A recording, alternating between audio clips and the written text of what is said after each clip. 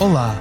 Hoje, antes do episódio com o comediante britânico Ed Gamble, tenho duas pequenas notas. Primeira, o Humor À Primeira Vista vai ter um episódio ao vivo no Tribeca Festival. Vou estar à conversa com o Guilherme Geirinhas e é já no dia 31 de outubro, sexta-feira, pelas 9 da noite. Os bilhetes estão à venda em tribeca.lisboa.sic.pt. Segunda nota, o Humor À Primeira Vista, agora, além de ser um podcast semanal, é também uma newsletter quinzenal. Vou escrever sobre o que se anda a passar no mundo da comédia e dar algumas sugestões de conteúdos de humor que podem ver tanto ao vivo como em casa. E basta subscrever para a newsletter ir ter ao e-mail ou ler no site do Expresso à sexta-feira. Agora sim, vamos à conversa com o Ed Gamble. E vamos às previsões de produtividade com a Vodafone Business. Em Faro, espera-se um dia perfeito para o PowerPoint. Em Santarém, vai estar ótimo para mexer no Excel. No Porto, vamos ter níveis máximos de Outlook. E, finalmente, nas regiões montanhosas, acesse à cloud, que é uma maravilha. Agora pode garantir a máxima produtividade e otimizar o trabalho em equipa em qualquer lugar. Com as ferramentas Microsoft 365, o seu negócio pode tudo. Together we can. Vodafone Business. O humorista britânico Ed Gamble atua pela primeira vez em Portugal a 11 de novembro. Para além dos longos anos de carreira como stand-up comedian, é conhecido por co-apresentar o podcast Off Menu ao lado do também humorista James Acaster. É um dos humoristas habituais nos chamados panel shows britânicos, por exemplo o Mock the Week, Would I Lie to You, também o Taskmaster, que conhecemos pela versão portuguesa. Em Portugal, o Ed Gamble faz a primeira data da sua primeira digressão europeia. O espetáculo chama-se Ed Gamble Live e vai ser apresentado no Teatro Villaret em Lisboa. A conversa neste episódio, a partir de agora, é obviamente feita em inglês. Humor à primeira vista.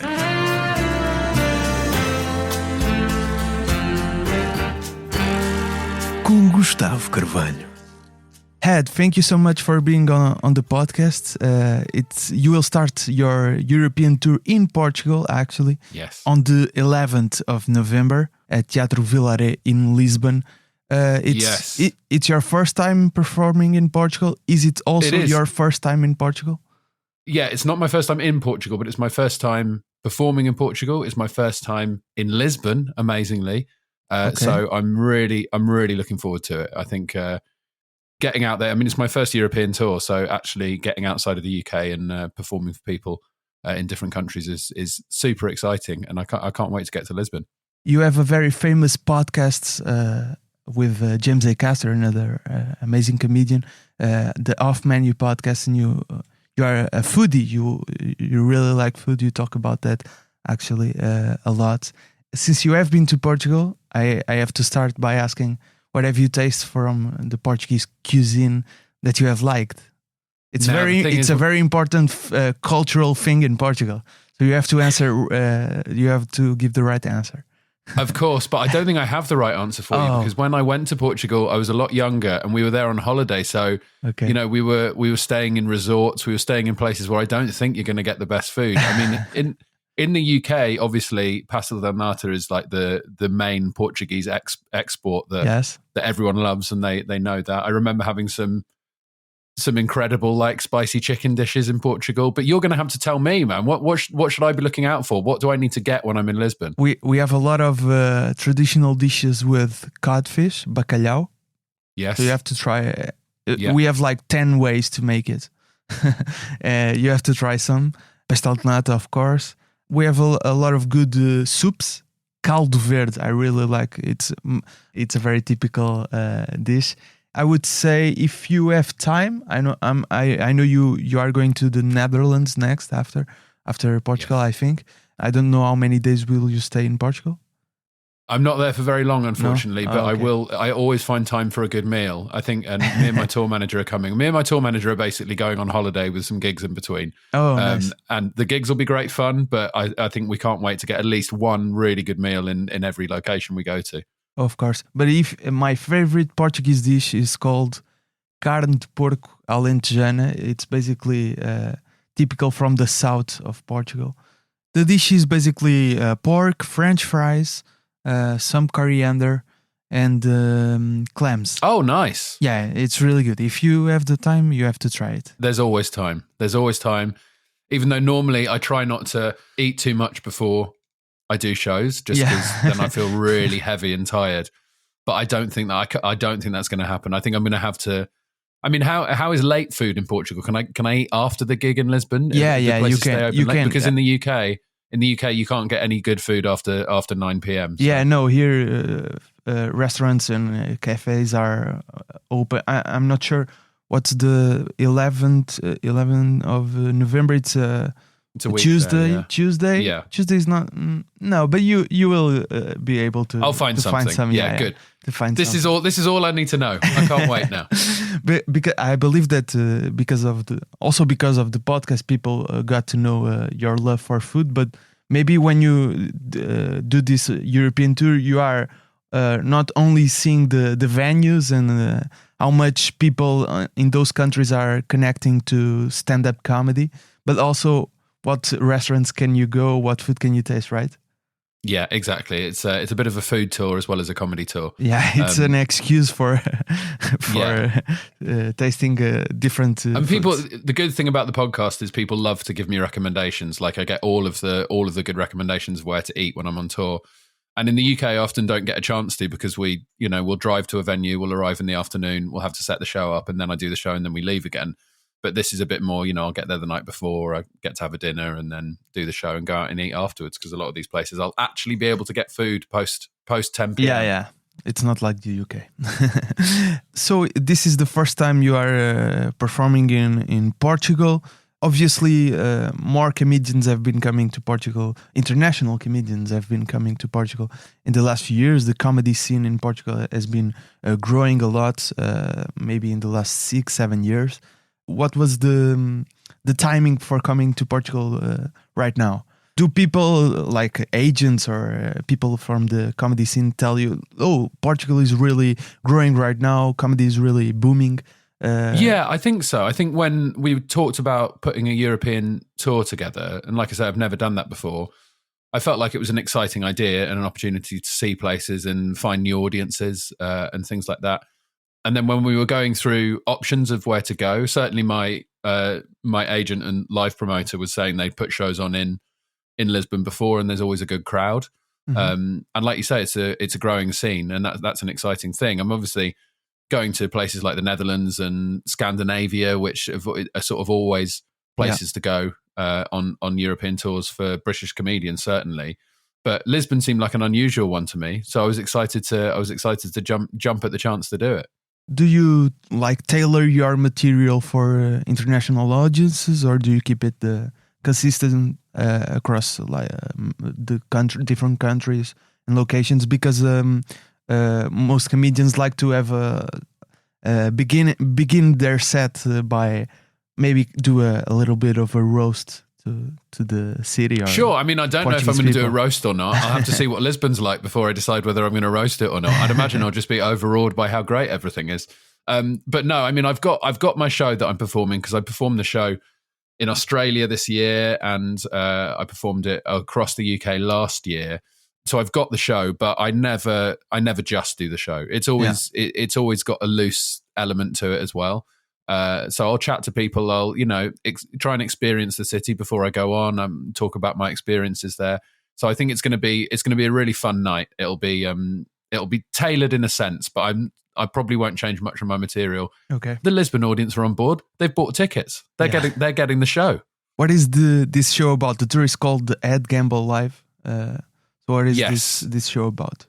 It is. It's called Ed Gamble Live. It'll be a mix of the show I did last year and some other stuff that I've done previously as well, which is the exciting thing, is because I've never been to a lot of these places, including Lisbon, that I can do like the absolute cream of the stuff that I've been doing for the last 5 or 6 years. So you guys are getting probably the best show I've ever done. The hits. So last year the show was, I tend to just, I tell a lot of stories about myself and update people on my life. It's very self-deprecating. It's very silly. I always say that it's not one of those shows where you'll learn something about yourself or something about the world. You'll actually come out of the show knowing less than you did when you went in. It's just it's supposed to be as fun as possible. It's rude, it's silly, it's stupid, it's far too immature for a man of my age. But it's a good time, I think. That's what we like in a comedian, immaturity. Yeah. Like you have a lot of projects besides stand-up comedy. You have a lot of podcasts, like the Taskmaster podcast, the Off Menu, as I said, with James Acaster. You do a lot of panel shows in Britain. I see at least a couple of highlights in YouTube. Usually 8 out of 10 cats, Mock the Week. So how do you balance being a stand-up comedian and host and participate in all these shows? Like, do they feed into each other creatively, or it's like a different? Well, they certainly, logic? I think they do. I mean, with all the hosting stuff and all the podcast stuff, certainly the podcast things. When obviously I'm hosting Off Menu with James. I do a radio show with Matthew Crosby, who's a comedian and writer. I do all sorts of things, and they definitely feed into stand-up because creatively you're improvising and you're chatting and you're trying to be funny. So it sharpens your skills there, certainly when it comes to writing material and performing on stage and improvising. With the other hosting things, so I do a thing for Traitors over here as well. Yeah. I think it feeds into it in a sense, in a performance sense, but also it really feeds into ticket sales. Economically, it really helps. And I like balancing those things. I see those things as jobs that happen every year and they go for a certain amount of time, but stand-up is constant. So I'm constantly doing stand-up. There'll be gigs every week and I love it. That's the reason I started doing it. All of these other things are lovely. They're fun, but I think everything comes back to stand-up for me.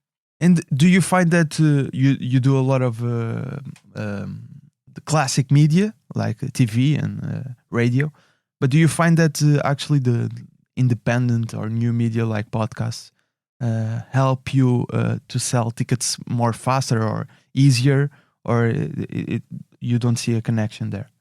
No, I think you're right. I think I do TV and I do radio and things like that, but that's on the wane generally. I think a lot of people are seeing a little bit of a decline in some of those things. But the podcast, certainly Off Menu, is probably the main thing that people know me from. I'd say that's the thing that sells tickets. I mean, yourself doing a podcast, I think you have a more direct connection with the listener. So rather than them just putting on the TV and you happen to be on it and they're like, oh, I like that guy.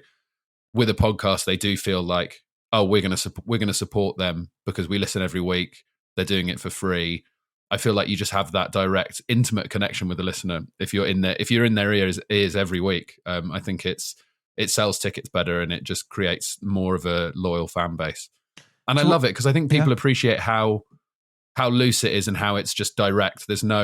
We're not having to run anything past anyone. We can just say it and put it straight out. And I think that's what people like. Having said that, what do you think is the future of like British comedy in TV? Like the panel shows are a very classic type of British comedy that gets to places like Portugal through YouTube mostly. Do you think there's a future in there, or people are just turning away to podcasts and other social media content for comedy? I mean, a lot of the panel shows have now gone in the UK. They almost don't really exist. But what we're finding now, I mean, Mock the Week's gone. Okay, there's so I keep finding them highlights on social media. So really, I didn't know that. So this is what we're finding, that now, I mean, Mock the Week went, and now Mock the Week is coming back on a different channel. Okay, but it's not going to be on the BBC anymore. But what I found is I've got way more people coming to me and talking to me about Mock the Week since Mock the Week finished because of clips. So the clips are huge. Yeah. So I think this is the way things are going. I think they will carry on making TV and they will still come up with formats. If you look at something like Last One Laughing, which was on Amazon Prime, was absolutely huge in the UK, the UK version. But I think a lot of that as well. It's comedians trying to make other comedians laugh. Like exactly. A reality They're not allowed to if you laugh, you're out. Yeah. That did very, very well here. And I think a lot of it ended up being from clips. So people would see the clips and then they'd go and watch the full show. But I just think that's the way we're going. People are just scrolling all day. So you've got to get yourself out there in short form content. It makes me feel very tired, I'll be honest, Gustavo. Yeah, and it's interesting because this, let's say, a old Portuguese group of comedians, they are like in their 50s now, and some clips of their former TV show they did like 20 years ago started being shown on social media with clips, and people are finding them their comedy right now.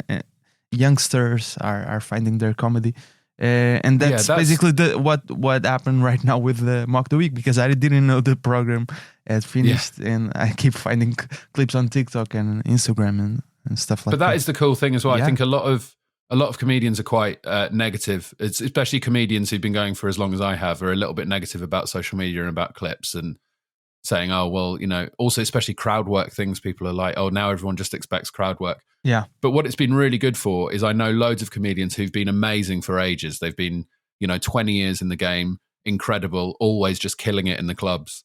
And they've never had that opportunity from TV or, the industry at that next level.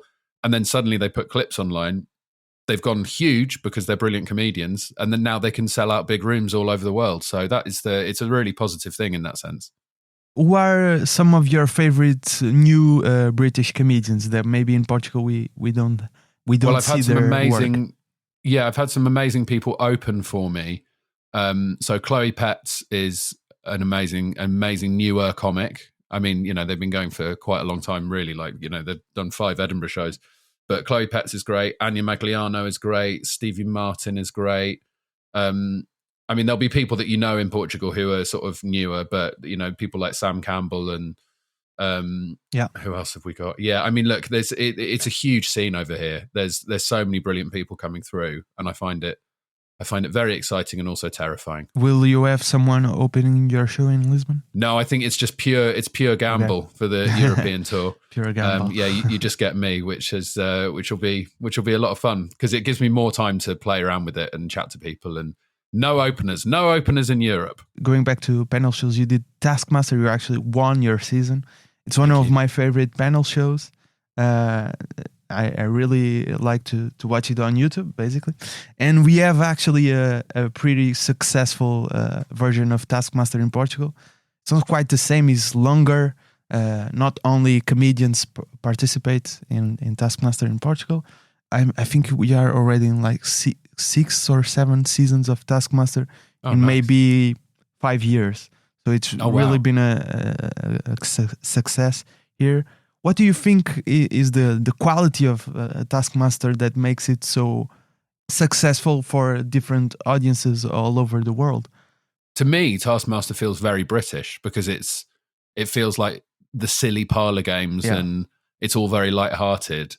But there's something about it that definitely makes it accessible for so many different places, and they've got so many different versions now. I think it's the notion of taking something really silly very seriously, and I think that is something that everyone can connect with, no matter where you are in the world. The idea of doing something utterly ridiculous and slapstick and messy and dumb and so throwaway, but treating it like it's a sport, I think, is something that everyone understands. When you get really had that many seasons in Portugal, that's great. I'll have to try and hunt some out with subtitles, or I can just get you in to translate for me. Yeah, anytime. No, we really actually have a very good participants of Taskmaster. They are not comedians, and they are finding their way through comedy. It's like that's interesting. Yeah, that's interesting.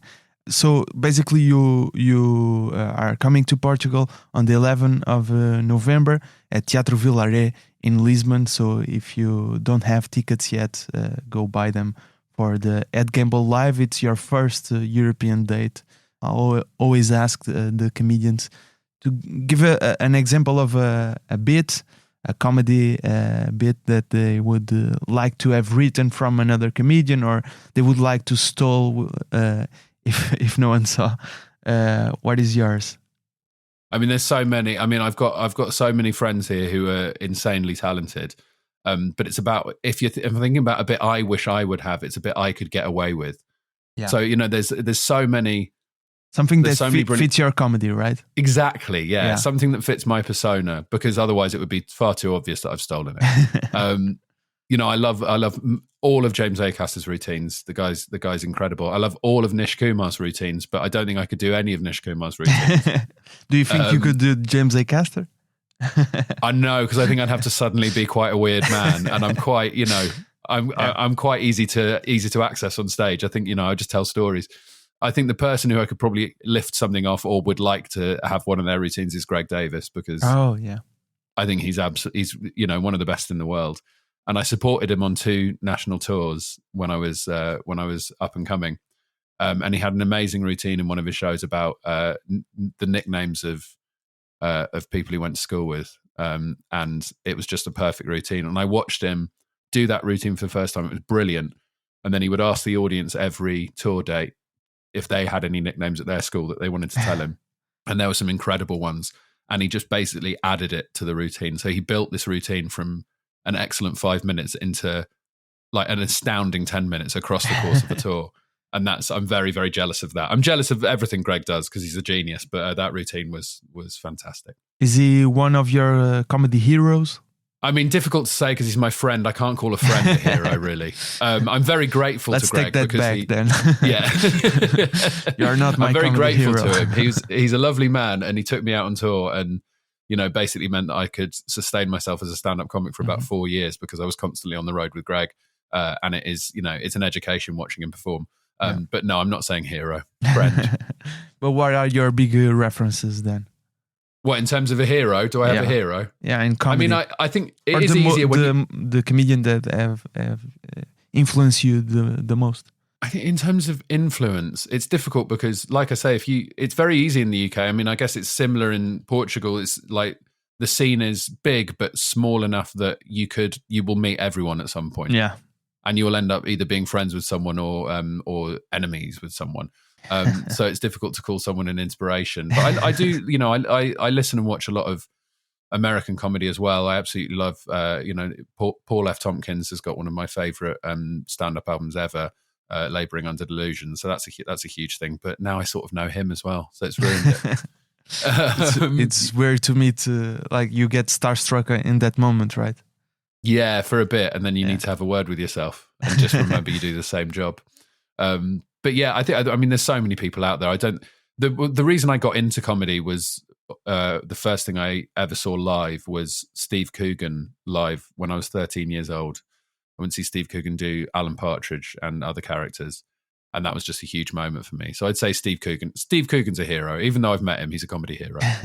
Just to finish, do you have any story of like being starstruck and uncomfortable with a comedian or other person? Do I? I tell you, I was starstruck the other night. Not a comedian, but I met Sydney Sweeney the other night. Really? Yeah. Where? At a screening for her new film Christie, and I went with my friend Brett Goldstein, who is obviously a fantastic comedian and now super Hollywood. We know him for Ted Lasso and obviously a stand-up comedy career. Yeah. And he was like, "Do you want to come to this screening?" And yeah, Sydney Sweeney did a Q&A afterwards, and then we met her in the bar afterwards. And I don't know, I just had nothing to say to her. She was very polite. She seemed really nice. Her and Brett were chatting because obviously they're in the same sort of world. He said, "This is my friend Ed." And I went, "Oh, yeah, good film." And that was basically all I could manage. So, yeah, I think I get starstruck by Hollywood people, and occasionally we have them on Off Menu. So we had Robert De Niro on Off Menu, and that was obviously a huge moment as well.